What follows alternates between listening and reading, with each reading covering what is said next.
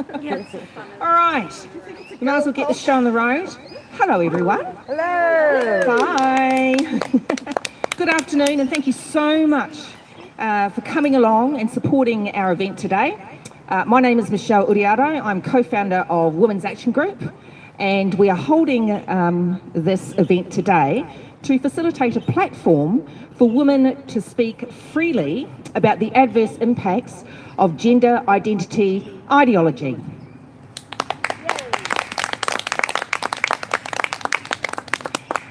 So first of all, I'd just like to acknowledge that we do gather here on the lands of the unceded lands, of the Wurundjeri people of the Gulnya Nation, and I'd like to pay my respects to their ancestors or to their elders, past, present, and emerging.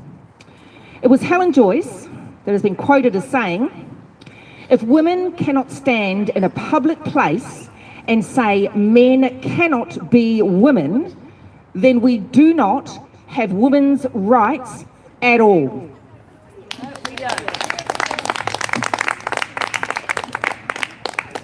And this is fundamentally why we are gathered here today, so that women can speak freely and in public. That women can stand here and speak freely in public about the fact that our rights, women's rights, are being repealed in policy and in law in the state of Victoria under the Daniel Andrews government. Boo. Boo indeed, boo indeed. Sorry. Okay, cool. So, just the usual format. I'm pretty sure we're all familiar with it. All I do is I just ask who wants to speak next. There's no, set speakers or anything like that. It's just whoever wants to come and speak up. You don't have to come to the mic if you don't wish. You're more than welcome just to, bear witness to what we women are saying. So I won't hold up proceedings any longer. Who would like to come up to the mic and speak first? Come on up. Sure. Wonderful. Hello everyone, and thanks to Michelle and everyone who's organising.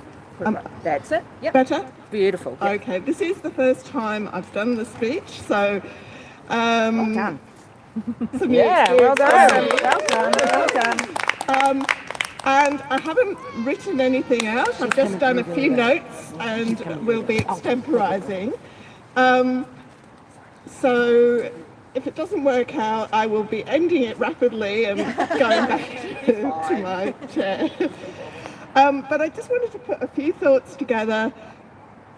We're now 2 months after the Let Women Speak event in Melbourne, and there's been so much fallout from that event. So much has changed.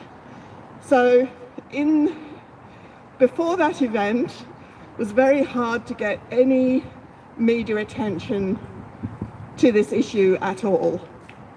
But I opened up The Age this morning and found 3 stories on the front page that directly came out of that Let Women Speak event in Melbourne.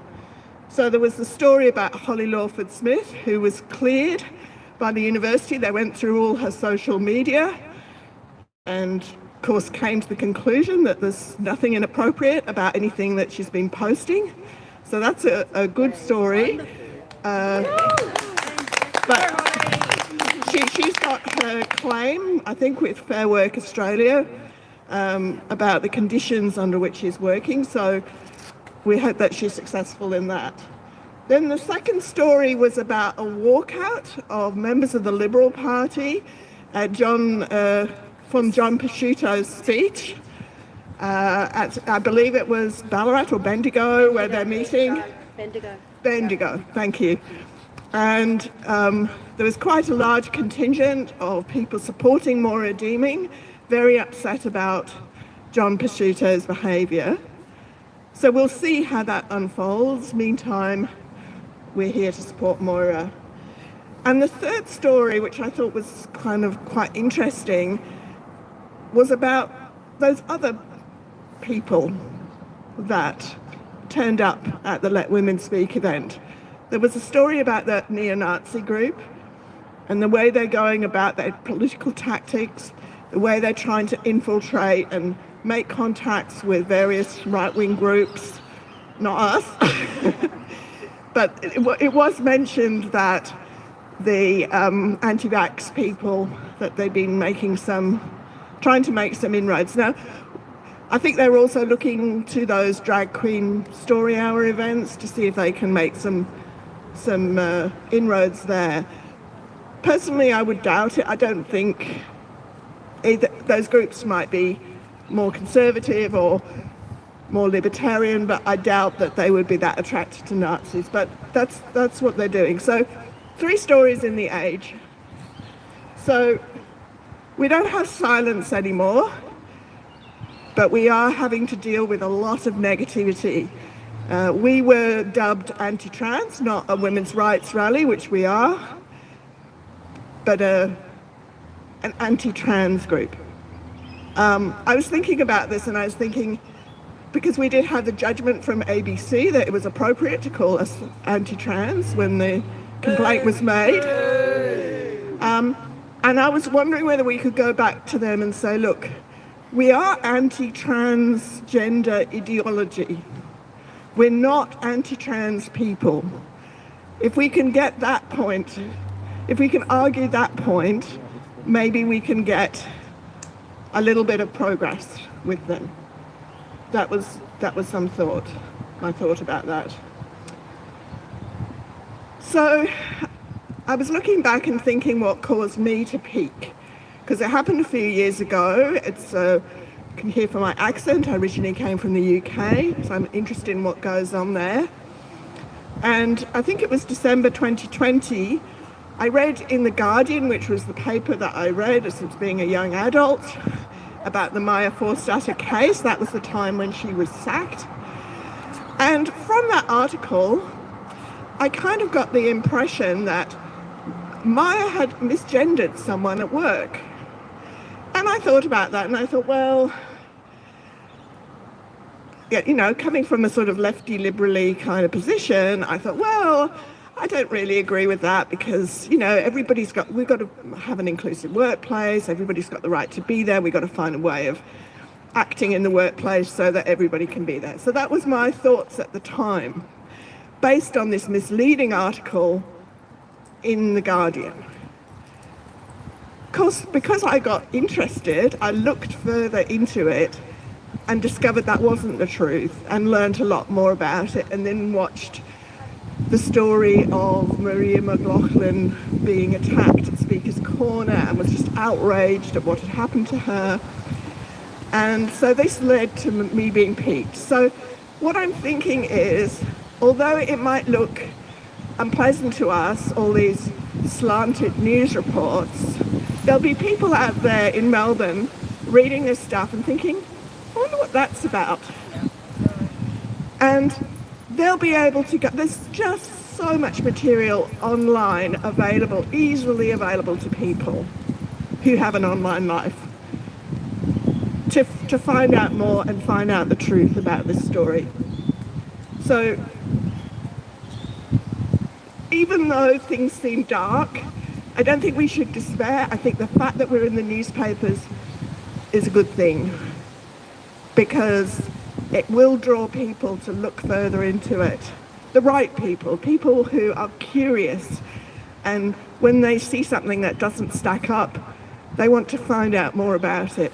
And those are the people that will be able to help us. Should I stop there? Or I can go on a little bit.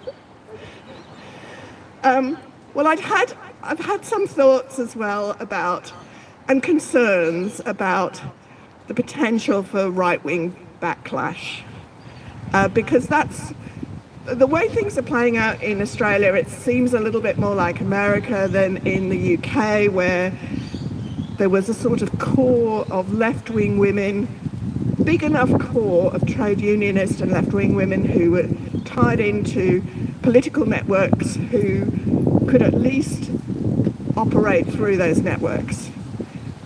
Whereas the way that these things seem to be playing out in Australia is a little bit more, it's the left versus the right. And as we know, most of us are not on the right at all. Here, here. But we also know that small c conservative people are getting concerned about these things, and we could see that in what happened with the drag queen story hour, the Oakley protest, and the fact that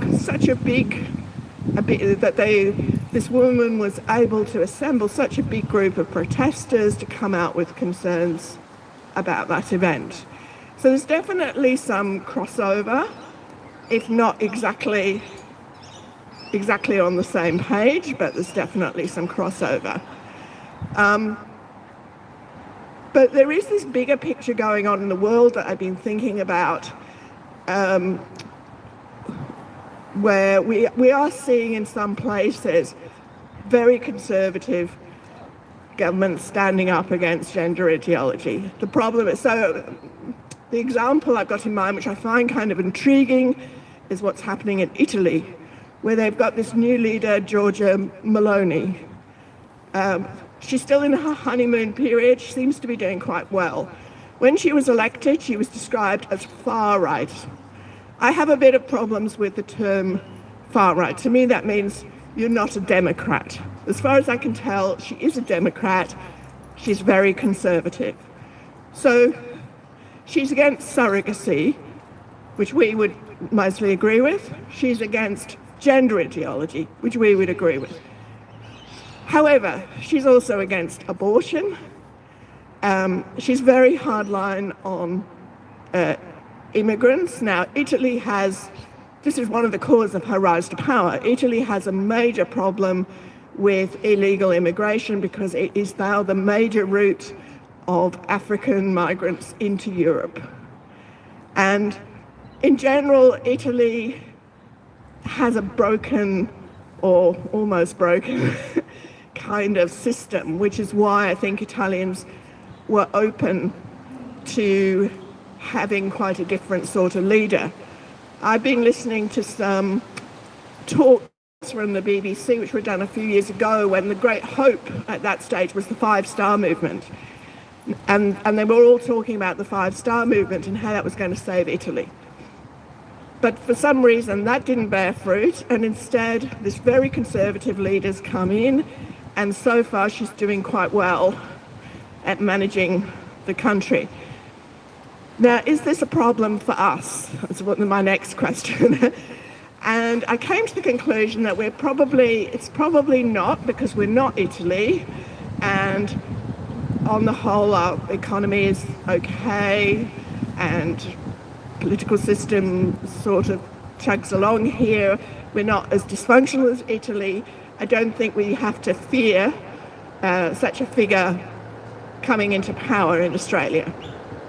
However, I do want to I am concerned that we don't get crunched by a bigger conservative movement fighting it out against the left on this, and we just get sort of knocked out of our position and no one's interested in what we have to say about things.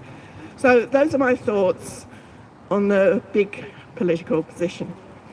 So thanks for listening, everyone.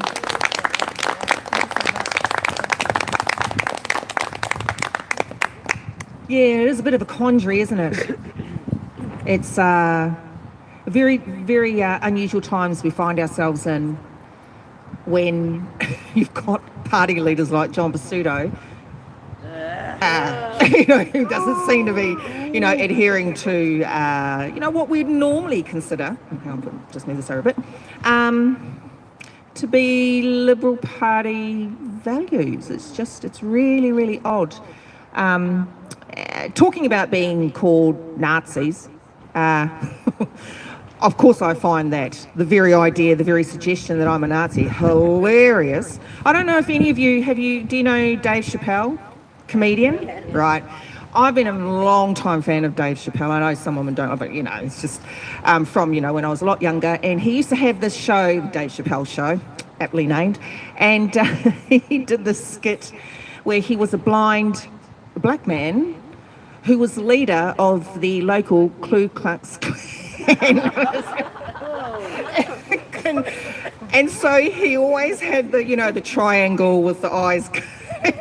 I am not going to repeat or try and that's not within my talents at all, but it was just hilarious. And so when the media here in Melbourne and in Australia and New Zealand continually called us Nazis, white supremacists, I kept having this vision in my head of Dave Chappelle's skit. And it's hilarious when you watch it. Like, he's pulled up in a car with his Ku Klux Klan mate, who's white, obviously.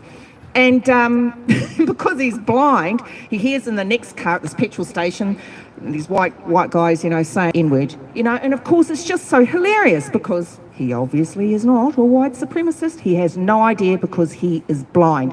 And there's a lot of layers to that too when you think about what he's trying to communicate in his skit. And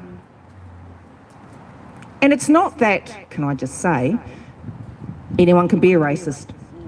That's just a fact, Anyone can be a racist. But to ignore what women were saying in March outside Parliament House and label us all these ridiculous names just so they had the excuse that they could just, ignore what we're saying. They will call us anything. They will, say anything about us. They will do anything to us. That's how I see it anyway, just to silence us. And so bringing this back around to my point, this is one of the very reasons why we hold these platforms every month here in Melbourne. Thank you. Now, I should have said beforehand, now, when you come up to the mic, just kiss the mic, project your voice, and if you don't want to be on the live stream, because obviously we always live stream our events, just let me know, and I can just take the mic stand off camera so that you can speak. Okay, so who would like to go next? Come on.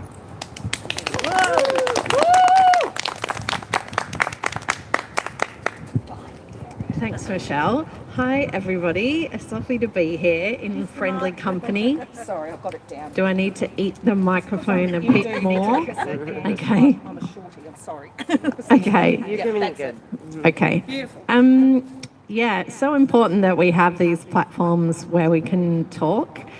May's kind of a difficult time for me because it's Mother's Day in May, and it's Ida Hobbit Day, and it's also the anniversary of all the bad things that happened to me when I tried to stand up against gender identity ideology and the unreasonable demands that it has of breastfeeding mothers and our babies. So unfortunately, this is the 3rd May, where this crazy ideology has really ruined my month, I think it's fair to say. So for those of you who don't know, I've been a volunteer with mothers and babies to help them with their breastfeeding since I had my first child, who is now an adult, has just turned 18. So, and in 2020, unfortunately, the Australian Breastfeeding Association really let down the women and mothers that it was built to support, and decided that it was going to include all parents, and that meant that they'd support and go along with the ideology that has dysphoric women cutting their breasts off, and men who claim to be women who want to experience breastfeeding being treated as if they are women by a nationally funded women's health organisation. So as a result of my opposition to that, I was sacked as a breastfeeding counsellor in July 2021, and then because I wouldn't shut up, I continued to talk about it. And then in May 2022, so last year, I was expelled as a member after 18 years of membership because I was said to have engaged in sectarian controversy by saying that only mothers breastfeed and that dads don't breastfeed. So I kind of thought that was the end of the story, but unfortunately not. So last year, as all of that was happening, I got kicked off Twitter for criticising Richard Levine, you know, the general in America who used to be a paediatrician working with children with eating disorders and in his 50s, classic AGP. Yeah, so I pointed out that he wasn't a woman when his leadership was described as the first woman general in the American health services or whatever they call it. And as a result, I got kicked off Twitter. And so thankfully, Elon Musk took over Twitter and I got put back on Twitter, and I started catching up on a lot of the things that had happened on Twitter while I was away. One of the things I found out was that after I was expelled, or around the time I was expelled as a member of the Australian Breastfeeding Association, AusPath, which you probably all know is the Australian professional organisation for transgender health, had at their conference in Darwin last year advocated for all trans feminine parents to be routinely offered the opportunity to breastfeed their child, and called for guidelines to be developed to facilitate this happening. And one of the things that I was able to reflect on what that meant was one of the reasons that I was expelled from the ABA was because I spoke up against the ABA using volunteers to do exactly that. So unfortunately, that conversation has continued, and we thought it was okay to say dads don't breastfeed on Twitter, but it's not. And so last Tuesday, so on Ida Hobbit Eve, I got a notice from Twitter about a post that I'd made about an infamous Australian paramedic man who attempted to induce lactation with his newborn. So I made a post about that, criticising the ethics, medical safety, safeguarding of the child and potential reproductive coercion issues with his wife. And as a result, I got a notice from Twitter saying that they'd been contacted by an Australian law enforcement agency or government entity which said that I'd violated Australian law, and that Twitter valued its members' voices, but they were just letting me know. And they weren't doing anything at this stage, but they might have to do something in the future. And then the next day, on Ida Hobbit Day, classic, myself and another woman, Leah Whiston, who's had also been posting about this man, she got two notices as well, which said that it had now been removed from Australian Twitter, so you can't see these notices anymore, and that due to a legal notice. So we don't know what law enforcement agency or who it is. I strongly suspect it's the E-Safety Commissioner, but we haven't been told what laws we've broken, which we have a right to know. So we're hoping that FOI requests and request to Twitter will be, responded to, and we'll know at some stage. So we've now had a lot of support from women around the world, and women in Australia who saw it before it got removed, or have got, secret ways of knowing these things. So, and Redux, what would we do without Redux, have written about it. I mean, I just think it's really serious that our voice is being shut down, that we're not allowed to tell the truth, and we're not allowed to express concerns about the safety of mothers and babies. That's what it's come to.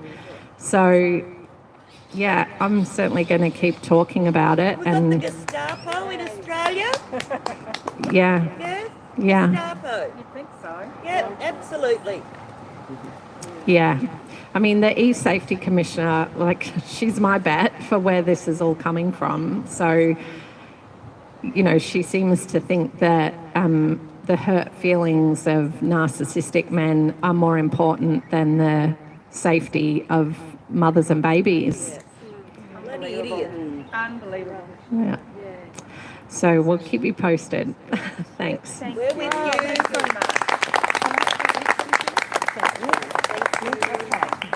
The next speaker is off camera. But before she comes up, I just want to say a big shout out to Redux. So everyone clap for Redux. Thank you, wonderful woman. Okay. Right there. Testing. Yeah, that's not. Okay. Yeah, beautiful. Hi everyone, is that okay? Am I close enough? Good. So I guess I'm coming from the different end. I'm a conservative. I'm on that side of politics. Always have been, because I believe that I'm, pro-family, and that's a big thing for me. But I can say that I've got a lot of Liberal friends, a lot of Conservative friends, who have vowed to me, despite voting Liberal all of their entire lives, they will never vote Victorian Liberal ever again, simply for the fact of treatment of moral redeeming. And it's been really interesting for me to see a lot of, conservative guys say that this is enough, and that she didn't do anything wrong, and that it's ridiculous to say that a woman who is a survivor of sexual violence is called a Nazi for wanting spaces for women only, and all of that sort of stuff. So it's interesting to me that a lot of Conservatives are thinking of leaving the LNP and joining with a smaller party, be it the Lib Dems or Libertarian Party or Australian Conservatives or whatever. But I would be saying that the Liberal Party is pretty much done in Victoria, and I think that it's incredibly sad, because I had this strong realisation after the moral redeeming stuff that women are not safe in Victoria. And because there is a Labor state government or territory government on the mainland, plus a federal ALP, I've come to the position that Australia is not safe anywhere except for Tassie. So it'll be very, very interesting what happens in terms of women's rights across the board. The other thing is that it's quite interesting to note the backlash of this sort of stuff on religious communities, because a lot of religious communities are being told that they have to push a stuff that they don't want to push. So I have quite a few Muslim friends, and they say this is not halal, this is not right, this is not what Allah wants, and so therefore they feel that they can't push it. But they've been told that if they want to, be in Australia, they have to push it. So it's a very interesting time. The modern left will have to either side with their refugee people that have come here, they love and support, and they are very against all of this stuff, or they're going to have to betray them and hold up a line that they don't want to uphold anyway. So it'll be very, very interesting what happens with that. Particularly in healthcare communities. I'm starting to become a nurse, and where I study have done so much stuff on making sure that everything is captured, making sure that language is captured. When learning how to do sort of stuff like showers or med care or wound care or anything like that, teachers haven't been using the term female anatomy. They go this anatomy or that anatomy. So it's never like this is how you help a woman or this is how you help a man. It's usually like people to whom have breasts, this is what to do. And it's insane. And I go to a TAFE. I don't go to a big uni. I don't. It's insanity. But some of my teachers are pretty gutsy. I have this very, very short-tempered nurse who teaches my anatomy subject, and she basically said, I'm going to say male and female because that's what I was told, and I'm a believer in biology, so that was something. To the point that a trans class member raised his hand and said, actually, I'm quite offended, that's that. And not being racist, it's just a description, but she's a very short-tempered Asian female. And she basically looked at him and said, well, are you wanting to be a nurse or are you not wanting to be a nurse?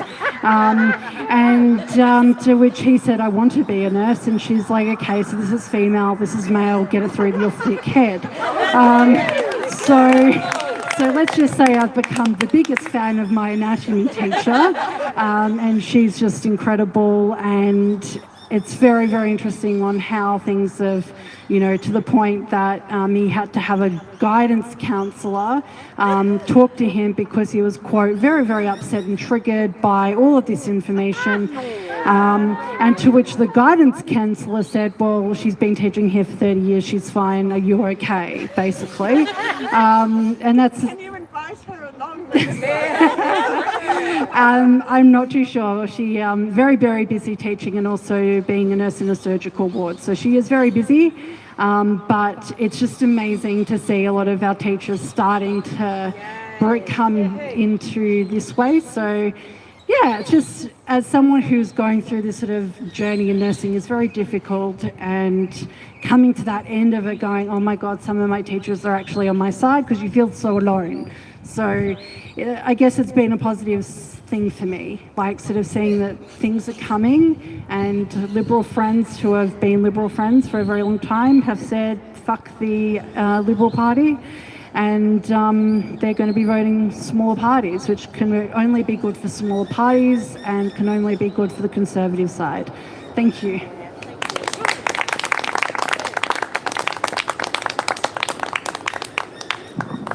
Okay. Thank you so much. All right. Put it right. I think I'm going to have to lower this for our next speaker. Women can be any size. Did I get that right?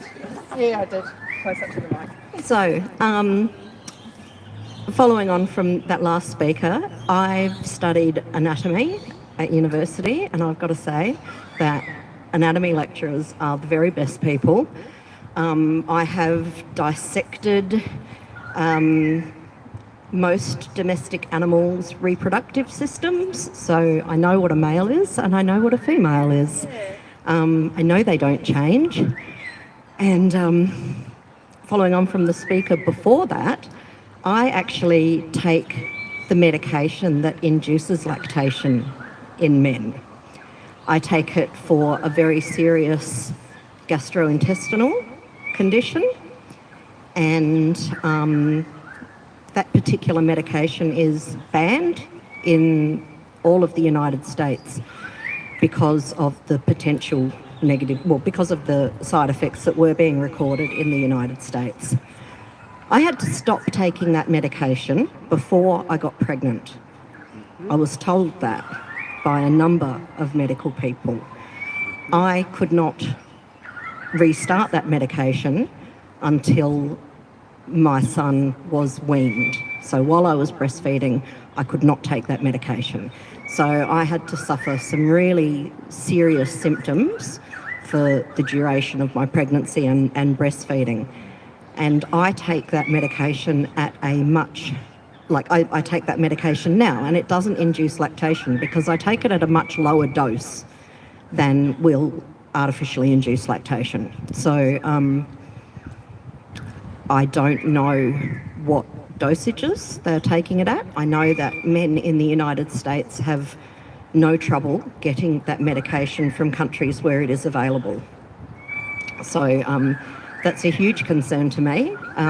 So yeah, having had a great deal of first-hand experience with this particular medication and with gestating and lactating. Another thing, I know a woman who is a retired academic who is writing a book about women who are generally left-wing and who have come to a gender-critical position. So if anybody has been of the left and or involved with a political party and they've been expelled from that political party or their political circles because of their gender-critical views, speak to me. She would love to hear from anybody who's got a story about that. And if anybody watching at home would like to tell her their story, you can email us at womensactiongroup@mail.com. All right, I'm winging it. I haven't got any notes. So what I would really like to talk about today is the nature of truth and, you know, the talk about living in a post-truth world. I was introduced properly to the internet for the first time my first year of university in 1993. And I remember thinking, this is going to be amazing one day in the future. It's going to be amazing. One day in the future, you're going to be able to click on something and it will go there. But anyway, depending on your internet connection, we're not all there yet. But, and one of the things I thought was going to be so great about the internet was that nobody had to be misinformed anymore because people would have access to really good information. What I hadn't predicted at the time was the amount of misinformation and disinformation put out by bad actors. And I mean, obviously, at any point in history, you've got bad actors trying to influence people in power. And obviously our government has been, you know, under pressure since its inception by bad actors who have got vested interests. But I think never before have we seen so much promotion of really, really bad information, and such a huge global population of humans that don't know how to rate the sources of the information that's coming to them. People don't understand what's a credible source and what isn't. And of course, whatever your views are or whatever your interests are, you can find like-minded people now that, you know, you didn't always be able to do. But, you know, we've been saying for a long time that,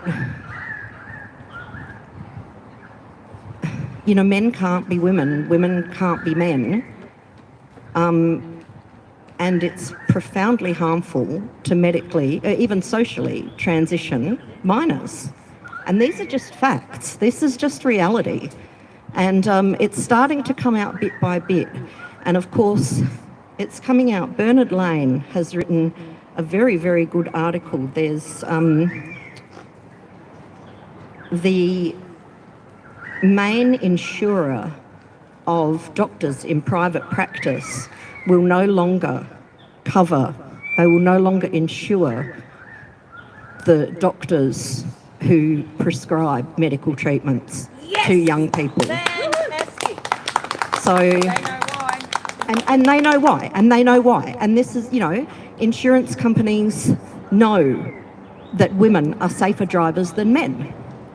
That may be an unpleasant thing for people to think about, and that may be an unpopular thing to talk about or for people to think about. But it's the truth, and it's borne out in data. And this is the beginning of a recognition that this is indeed a tremendously harmful thing for young people. And we are at the beginning of a wave of detransitioners that, as vindicating as it may be, is horrendous and heartbreaking. And we would have chosen to avoid this from the start.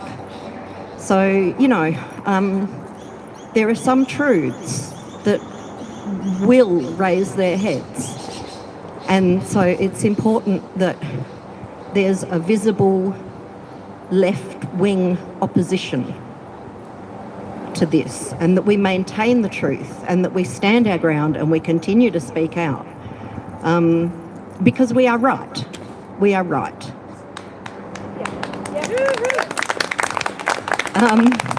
There's something else I wanted to say. I can't remember. So the truth is that there are left-wing people who oppose this. And so, you know, works like the book that this acquaintance friend of mine is writing is really important. So if anybody wants their story to be included, I can pass contact details on. So thanks, everyone.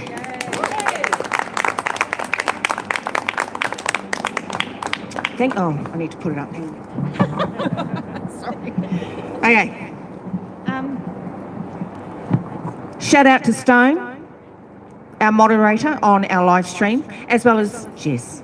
Thank you very much to our beautiful moderators. Keeping it real on our YouTube channel. Okay, who would like to go? Yeah, sure, come on.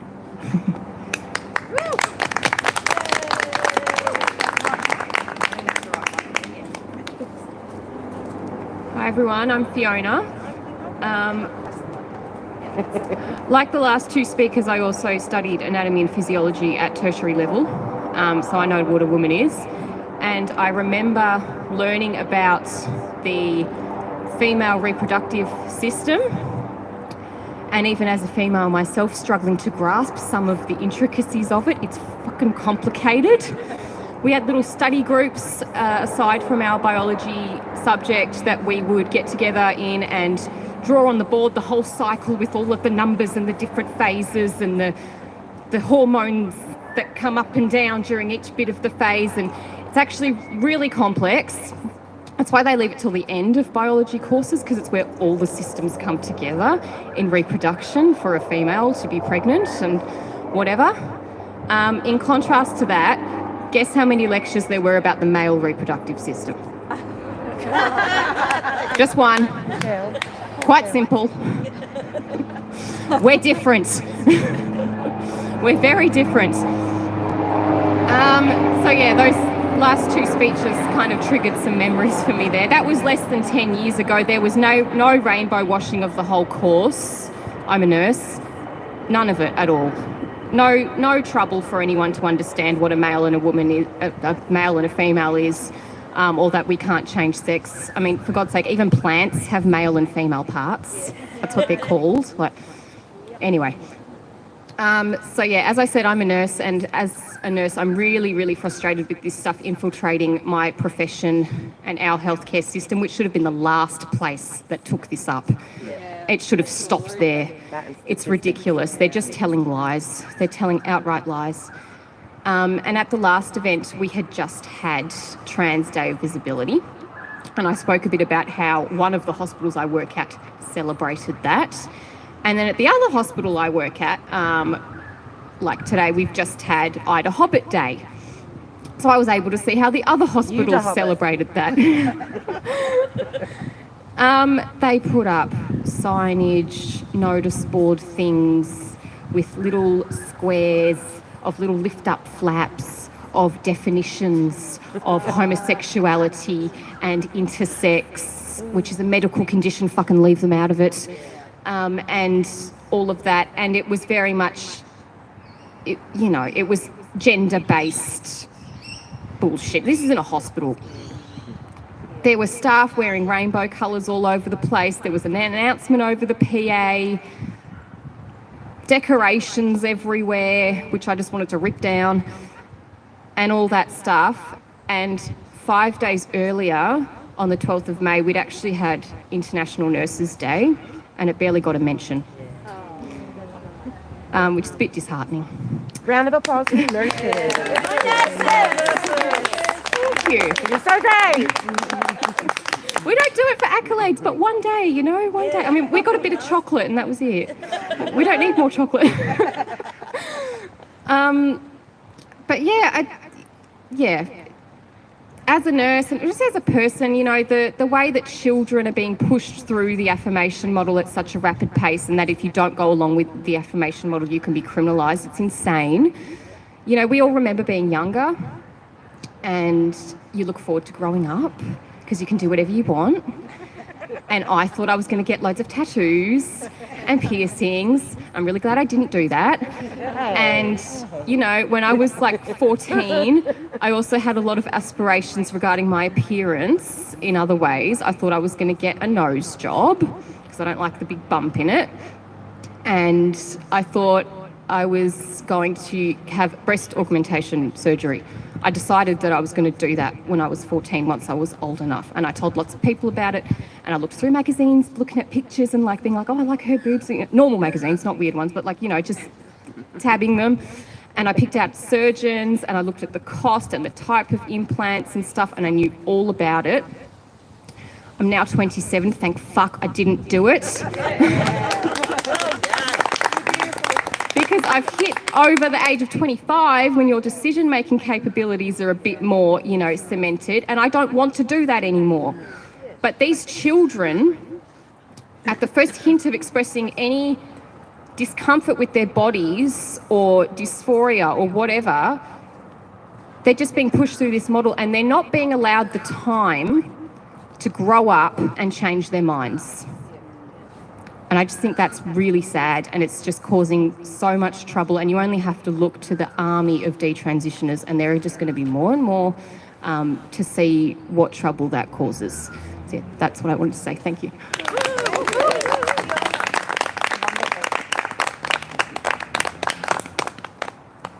No child is born in the wrong body. No, zero. Whose body are they born into? And who's born into theirs? It's a lie. And telling children these lies, especially in school, in our educational institutions,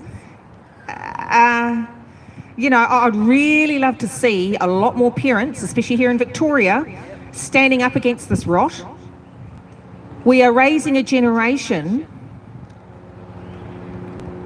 to believe in things that just aren't real. I'm sure you all know, but I'm a homeschooling mum, single mum, homeschooling mum. And it's pretty clear, the difference. I obviously do not teach my daughter that she is born in the wrong body. Not only is that culturally, you know, it's just, that's a lie culturally, it's just a lie in general. And enforcing this ideology into law, especially if they're saying gender identity is fluid, right? Well, if it's fluid, why are you imposing it on children and then saying that their parents are not allowed to challenge these claims that their children are making? You know, if it's fluid, well, surely parents have a right to say, well, darling, let's just wait. You know what I'm saying? It seems really, really hypocritical, but we already know, you know, we've been, most of us women here have been following, you know, this contamination for some years now, and we know that absolutely everything they say is contradictory. And that's because it's based on a lie. Okay, who would like to come up next? Yeah. Oh, you can get, yeah. Come on up. Come on. Oh, do you want? Yeah, that's fine. Cool. So I just wanted to speak quickly. You can hear me. I just wanted to speak really quickly on taking action, which, you know, we're doing by being here today, and we all do in various other ways. But like with the Australian Breastfeeding Association, a couple of years ago, there was a big push to make complaints to them about the booklet, which advocated for men to chest feed vulnerable babies. And now that this is happening to, you know, Australian women with the Twitter and everything, I think we should do it again. I think women should be sending complaints in. They have an online complaint form. You can send emails. There's various ways you can do that, but it takes like 5 minutes to put in, you know, XYZ, I don't agree with it, stop. There's also currently an inquiry going on for the Australian Human Rights Framework. The government is asking, basically, do we need a federal human rights act? And the consensus is yes. However you feel about that, we have the ability to have, technically, to have the ability to have some input on what goes into this act. Now, whether or not that's actually used, beside the point. We still need to be putting in submissions and telling them exactly how to do their jobs correctly. And we can reference things like this new development with MDA, the insurance company, and cases in Australia and around the world. So yeah, just those little things like complaining to the ABA, do it. It adds up. The penny's going to drop. Something's going to give eventually, and the more we're doing those things, the sooner that give is going to come. And then just a quick message, we are going to be doing our first round of martial training very soon. And hopefully the women taking part in that will have a lovely experience and will have great things to say. And then we'll be opening up a second round of that. So just watch for the emails and get involved.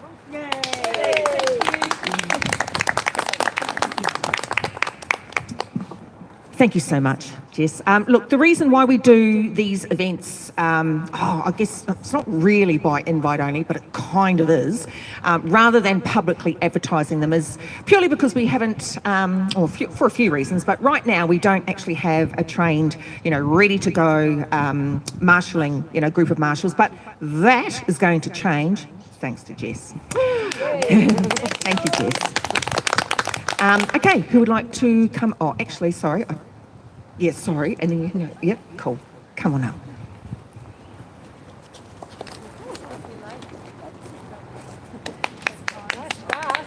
Thank you, everyone. Hi, I'd just like to say how grateful I am to be here. We've had a bit of sunshine, which has been absolutely gorgeous to be out with all these wonderful women. It is. I feel very welcomed. And I am also a first-time speaker, so thank you for welcoming me so warmly. Now, I wasn't prepared to ad-lib it, so I have actually written down what I'm going to say. And basically, I'd like to speak about the silencing of women's voices and the silencing of my voice. So I'm not used to being silenced. I've always been keen to engage on issues, express my opinion, and actively debate with people on a wide range of topics. And I'm prepared to listen and admit that I am not always right. On occasion, I change my view based on that discussion. So, an example of when I changed my view was when my friend of over 40 years first voiced her concerns about the impact gender self-ID was having on women's rights. At the time, I was astounded that she would challenge what seemed to me to be progressive and fair legislation. Wasn't it simply an extension of gay and lesbian equality being applied to another marginalised group? At the time, I worked with someone whose child was transitioning, and I knew what a traumatic and difficult time it was. And I had the utmost empathy for my colleague and their child. But as I talked with my friend over lunch, I began to see there was some truth to what she was saying about the impact on women's rights and the impact on children. So I began to research and explore the issues more deeply myself. And what an eye-opener it has been. I felt like a fool who had sleepwalked into accepting a harmful and regressive ideology.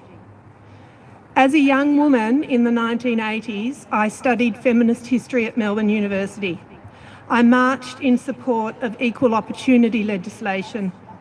I celebrated we finally had protection for sex-based rights in law.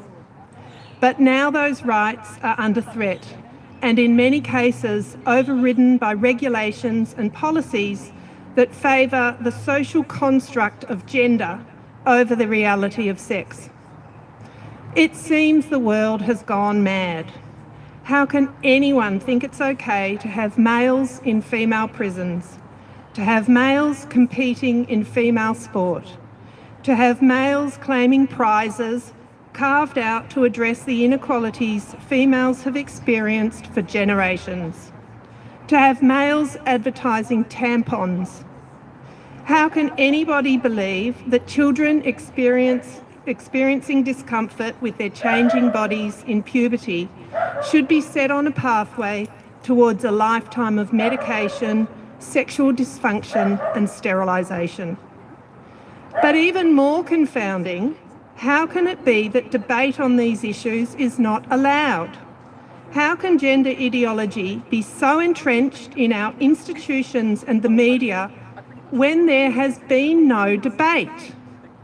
Those who do speak publicly on these issues are hounded and abused and threatened with losing their livelihood and even with violence. In universities, which should be a bastion for the free exploration of ideas, we see feminist academics being targeted. In politics, we see women who speak out being ousted from their parties and executives. In business and public sector organisations, we see women being sacked and even facing legal challenges for daring to challenge gender ideology. In public life, any women who speak out are piled on and abused. I feel anxious sharing my views on this important topic that I know needs to be discussed. I now understand how difficult it was for my friend to raise these issues, but I'm grateful she did. I have now started to add my voice to the conversation, and it's getting a little easier because actually my family and friends have been surprisingly supportive, or at least tolerant and respectful, if a little perplexed that I see this as such an important issue. I've discovered it's best to keep the message simple, just pick one to discuss. The need for fair and safe sport for girls and women is one many people are open to discussing. Another one that's resonated with my school mum friends is safeguarding children. By opening the conversation, I've discovered how the issue is touching many in the community, in my community. Two of my close friends separately have neighbours with children currently transitioning, and it was only after I raised my concerns about gender ideology that they felt free to express their own concerns about children believing they were born in the wrong body. It's like there is this underground current of support waiting to be tapped, waiting for us to tap them. I'd like to finish by thanking the women who are speaking out loudly and publicly on this issue, and to encourage others like me to begin conversations.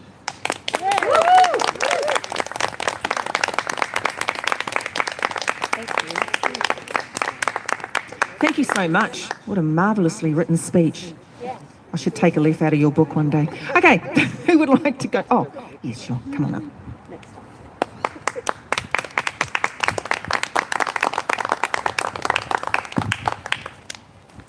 Hi everyone.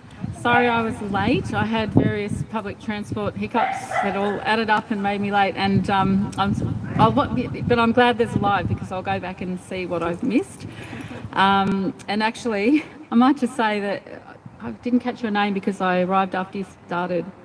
Jasmine. Jasmine. I was partially late. Part of the reason I was late was because I had to work out how I could get here with the instruction, with directions, and also listen to Jasmine being interviewed on the dollhouse, which I listened to the entire way here. which was really fantastic and so informative, and thank you, and what a treat. I got to hear some of it again. But anyway, so I haven't written notes, and you might have to wind me up, Michelle, because I am used to speaking, but I'm also used to... Oh, no, yeah, thanks. Yeah, oh, nice to have a helper. I did make some really quick notes of things I wanted to cover. If you, oh no, I'm not even up to that yet. So I've got a few things that I thought would be good to cover. And if you want to, I'm a very theoretical person, strategist, analytical, not everyone's cup of tea, but if you do sort of want to talk more about anything I've said, please, I'd love to have conversations. So maybe I'm just going to, mostly I want to have a political influence, I guess, in the movement, but I do want to get out some of my gripes, given that this is my first time speaking in this movement.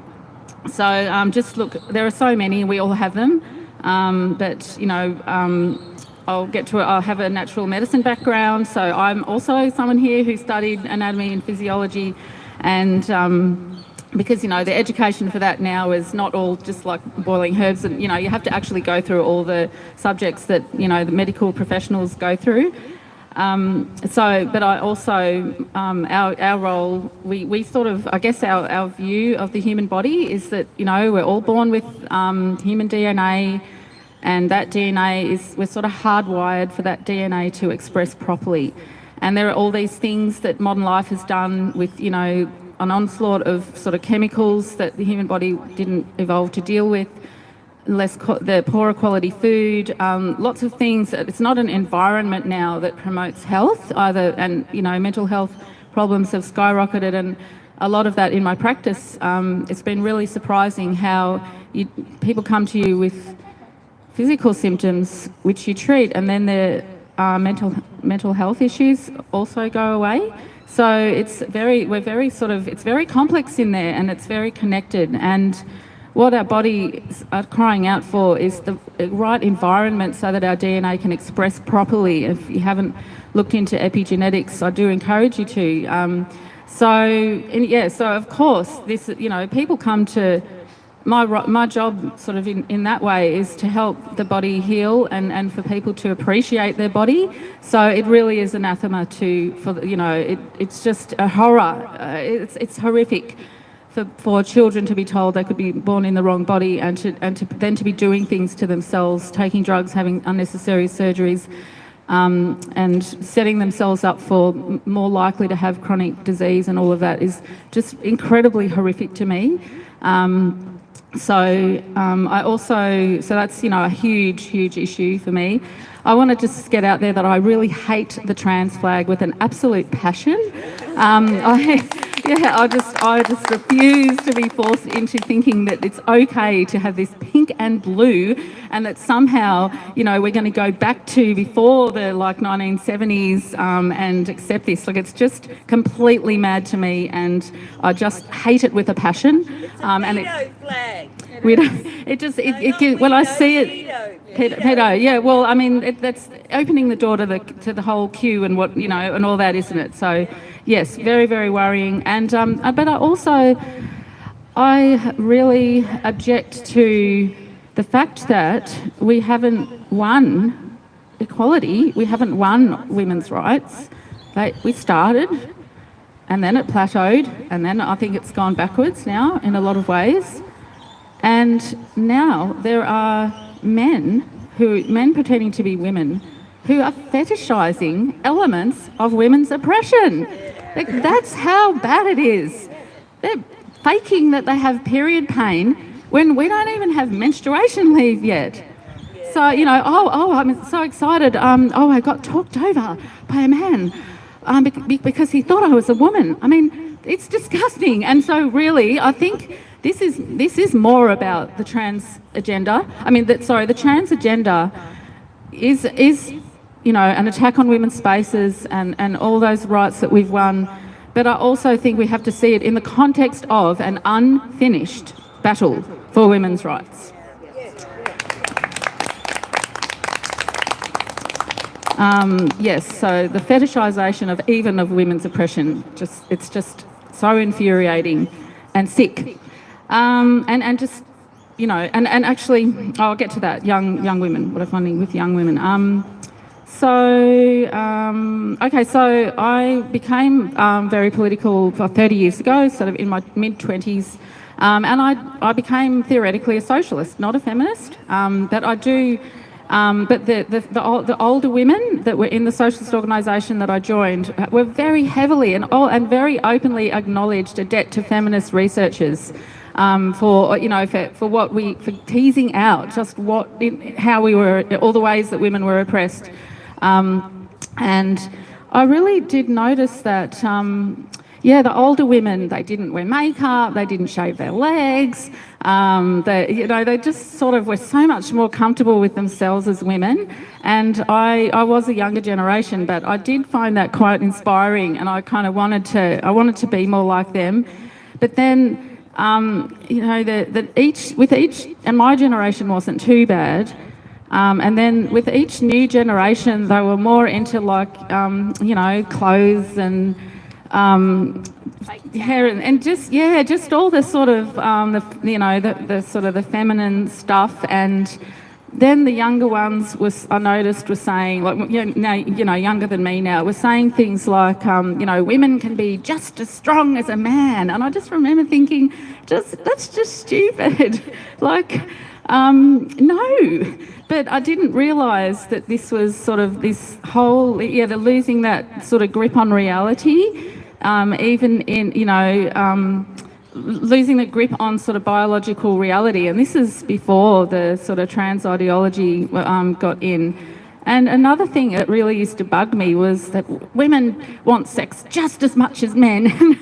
And again, I'm like, I'm sorry, but everything I know about life and about my relationships and the people I know and what men tell you about what they talk about, and it's just not true. I'm not saying that there's no women who want to have sex more than, the man who has the lowest libido in the world, whatever. But I honestly see this, and I didn't used to talk about sex much, but I certainly am now. I just reject this. I think that even, yes, men are, socialised to be more assertive and get their way more and all of that. But I honestly think that there's this, that the trans agenda is it is part of bringing in this normalisation of, look, let's just always talk about sex and let's just be having sex everywhere and let's just be, our sexuality has to dominate everything. So I don't know if I've made sense with that point, but it's the first time I've sort of articulated it, like this. So love to talk about that later.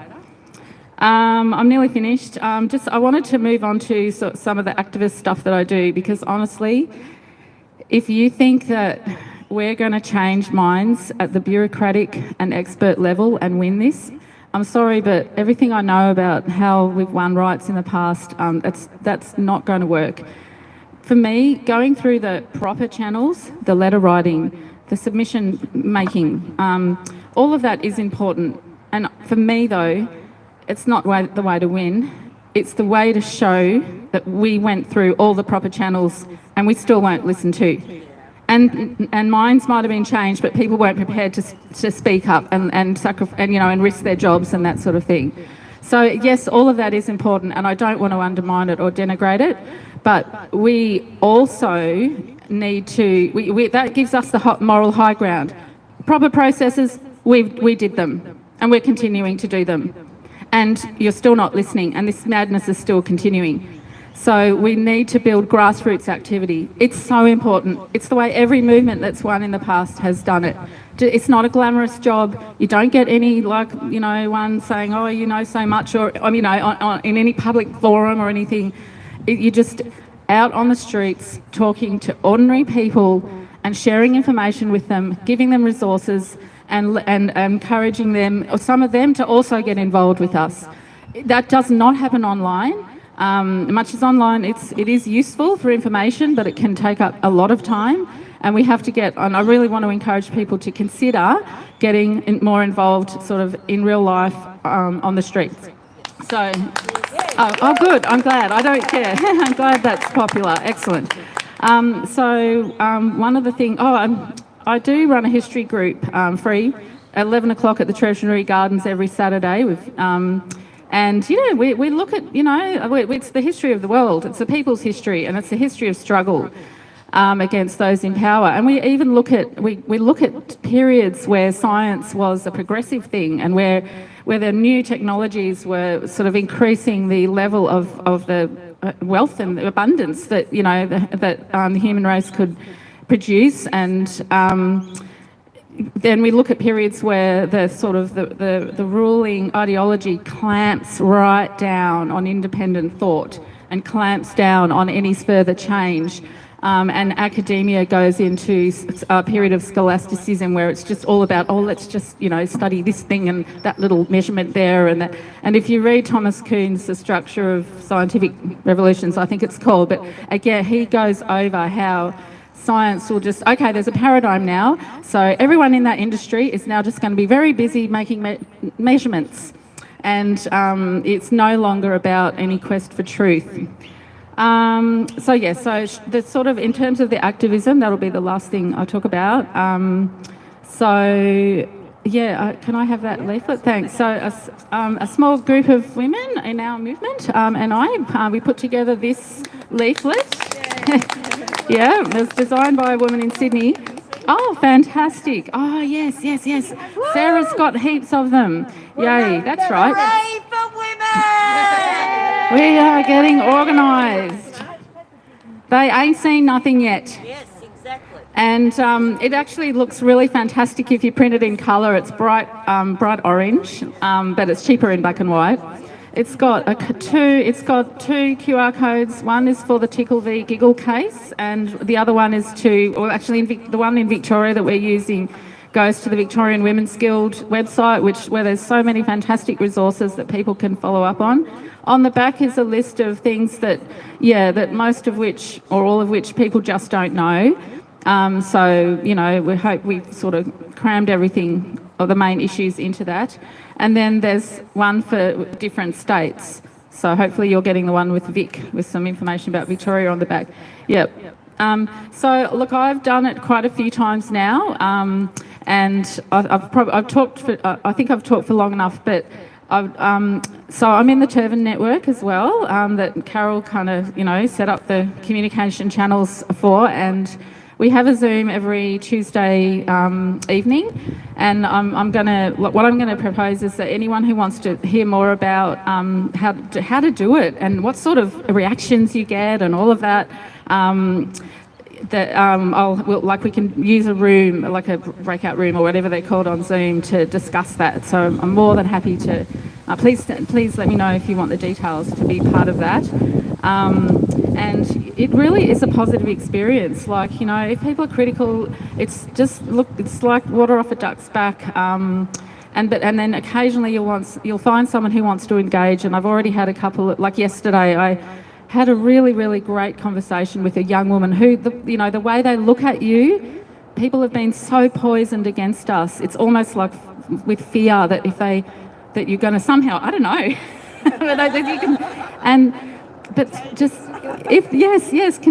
contagious, yes, or far right ideology or something, and just like going through that process of you find out how little they know, and you sort of gently challenge the assumptions they have in their head and the things they've been told, and if they're willing to listen, you can guide them, and then you can send them away with information. And she thanked me at the end. Thank you for talking to me, and I said thank you for listening. So yeah, so don't try not to be too scared. It really isn't that bad.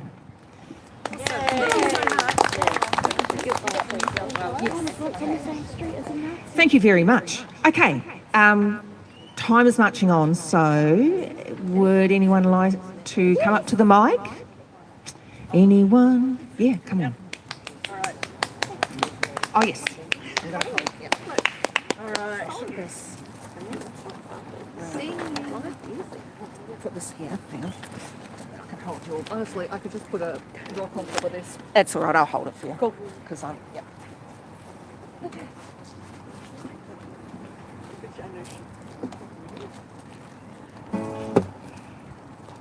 think I might. Women can be any height. All right, this is the first time I've brought my rudimentary guitar skills out in public, but we will see how we go. So the theme of today was gender ideology. So one of the upsetting things, I guess, that has happened as a result of this is the march through the institutions that we've seen. How even to the extent that denying that there is such a thing as female anatomy in humans, that so many institutions that we would previously have supported and that we would previously have admired have now taken it as their core purpose in life to support a theory of humanity that denies that there is such a thing as a female adult human body, or denies that we should be allowed to have a word to express that concept.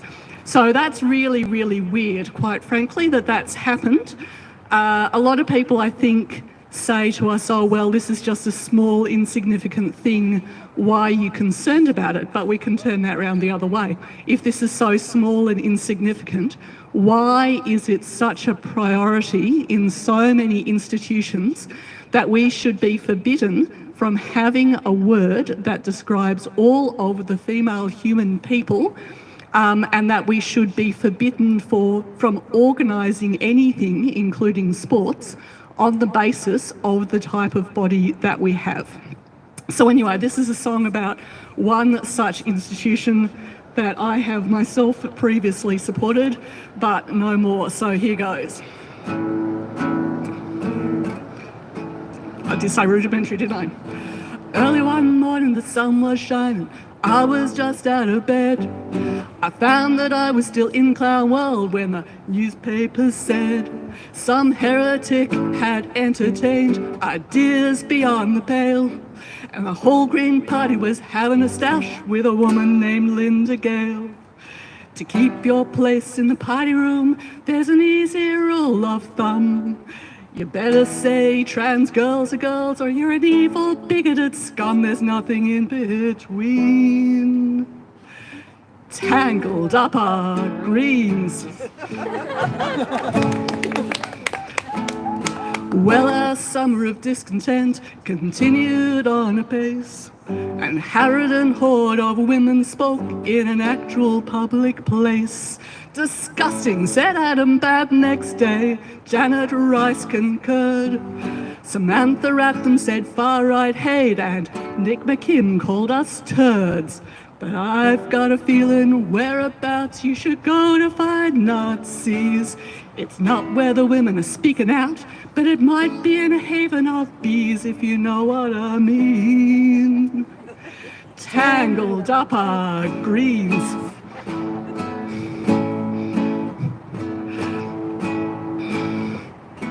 Well, you best be quiet if you're in the Greens and you know transgenocide's hype, and you think a rapist shouldn't be locked in with his favourite target type. They won't slow down the hormone trade, no, not a bit. And if you think wrong bodies just don't make sense, too bad, you can't question it. But Lord knows we could use some folk who care about saving the trees, or think about extinction or climate change. Could that be you guys, please? Well, a girl can dream. Tangled up our greens. Oh, tangled up our greens.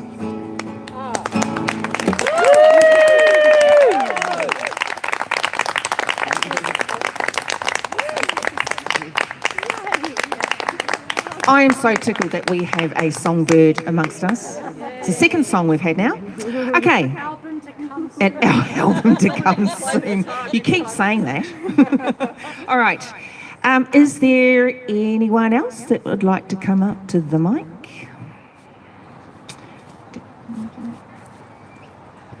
Why not?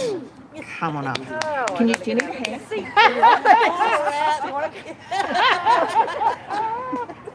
Way too low. I should have got a silly chair.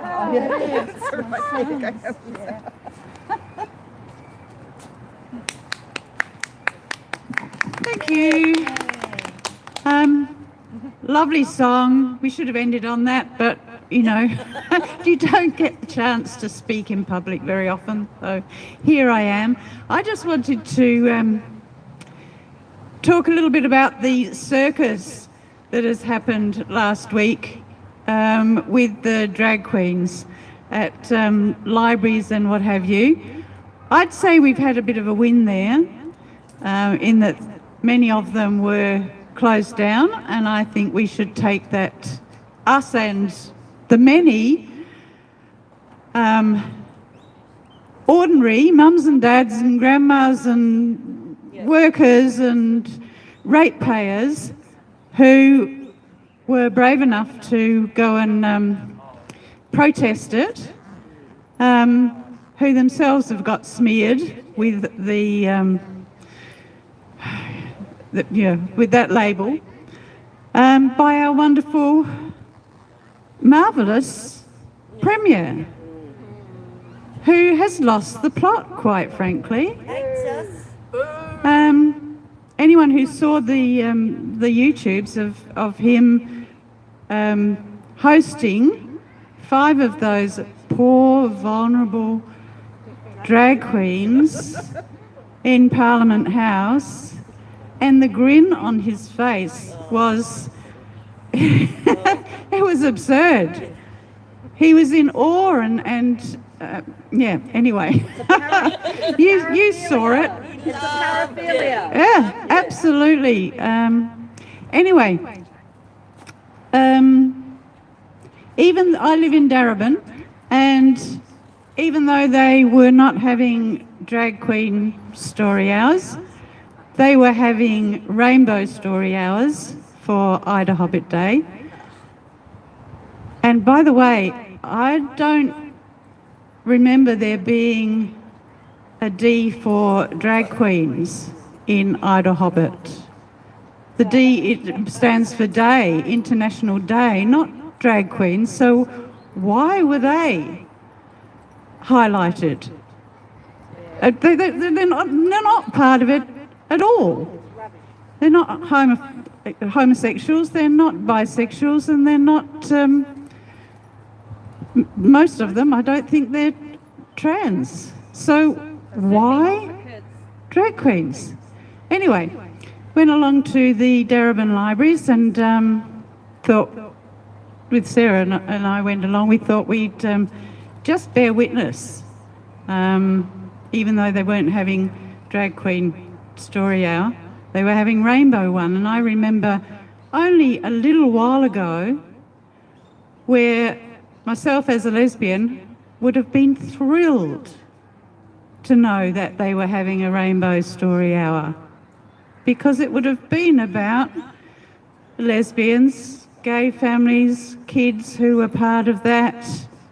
It would have been lovely. But now we know what the rainbow story time is all about. Nothing to do with lesbians and their kids. And we saw some of the books in the library too. Underlines it. It's not about lesbians and their kids or gay men and their kids. It's about kids can be anything they want. Anyway, we went along to, the first one was in Northcote Library. We just trundled up. No protests going on.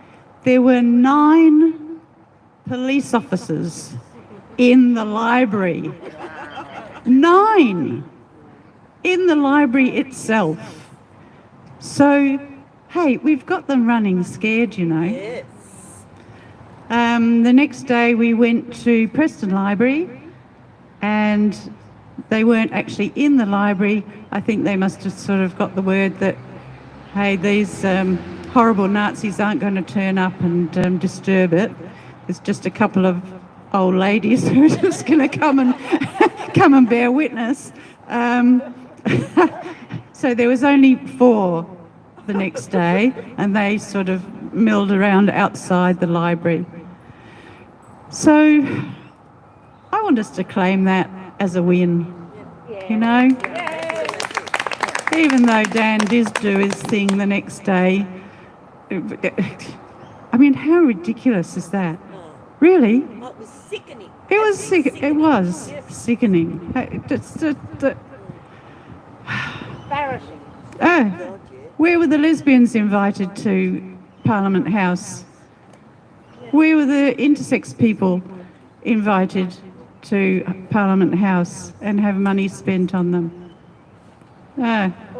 Sick of it. Sick of it. Sick of it. Sick of it. Yeah, absolutely. Yeah, thank you so much. Thank you so much, everyone who turned up to support us today. Keep an eye out for your email. We will obviously be announcing the next Women's Action Group Women Will Speak Speakers Corner event for next month. We've got to wrap it up because we're running a bit behind time, and we've made a booking at a cafe. I won't say on the live stream where we're going, but just follow us. And thank you so much.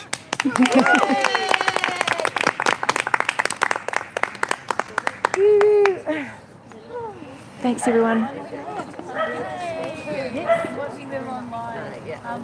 Yes, I want to stop streaming.